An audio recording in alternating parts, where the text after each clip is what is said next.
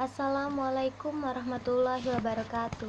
Perkenalkan, nama saya Salsa Bila Nursafa, NPM 1911070224. Jurusan PIAUD kelas A semester 2.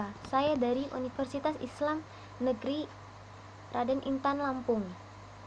Saya di sini akan berceramah untuk memenuhi tugas mata kuliah Sejarah Pendidikan Islam dengan dosen pengampu Bapak Dr. Ahmad Sarbanun, SPDI, MPDI. Baiklah, saya akan memulai ceramahnya. Bismillahirrahmanirrahim. Assalamualaikum warahmatullahi wabarakatuh. Pertama-tama, marilah kita panjatkan puji dan syukur bagi Allah Subhanahu wa Ta'ala atas rahmat, kesehatan, dan kesempatan kepada kita semua sampai kepada hari ini. Salawat serta salam semoga tetap tercurah kepada baginda besar kita, Nabi Muhammad SAW, serta sampailah kepada kita selaku umat Islam. Pada kesempatan kali ini, saya akan berceramah dan membahas tentang sejarah pendidikan Islam pada masa penjajahan. Pendidikan Islam di Indonesia pada masa penjajahan menurun kualitasnya dibandingkan masa sebelumnya, yaitu masa kerajaan Islam. Belanda tidak memperdulikan pendidikan di Indonesia, terutama pendidikan Islam, karena Belanda sendiri menganut agama Nasrani, dan Belanda cenderung menghalangi pendidikan Islam di Indonesia. Pada masa itu, Belanda menganggap pendidikan Islam tidak membantu pemerintah Belanda.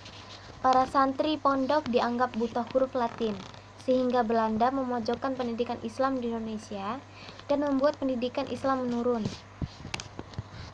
Mereka mengeluarkan peraturan jika tidak semua orang boleh memberikan pengajaran mengaji, dan orang-orang yang boleh memberikan pengajaran mengaji harus meminta izin kepada pemerintah Belanda terlebih dahulu untuk mengajar ngaji. Nauzubillah. Pada masa penjajahan Jepang, pendidikan Islam di Indonesia mengalami perubahan besar. Jepang memberikan bantuan kepada pondok pesantren, memberikan izin berdirinya organisasi Persatuan Islam di Indonesia yang disebut dengan nama Majelis Islam A'la Indonesia yang bersifat kemasyarakatan.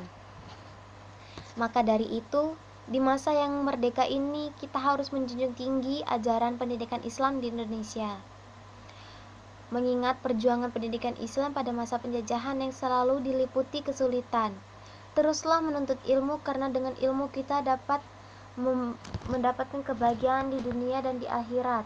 Allah bersabda dalam surat Al-Mujadilah ayat 11 yang berbunyi, Ya ayyuhallazina amanu iza qila lahum tafashahu fil majalisi fafsahu yafsahillahu lakum wa iza qilan syuzu fanshuzu yarfa'illahu lazina amanu minkum wallazina utul ilma darajah wallahu bima ta'maluna khabir.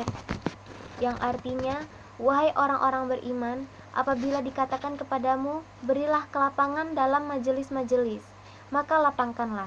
Niscaya Allah akan memberikan kelapangan untukmu. Dan apabila dikatakan berdirilah kamu, maka berdirilah.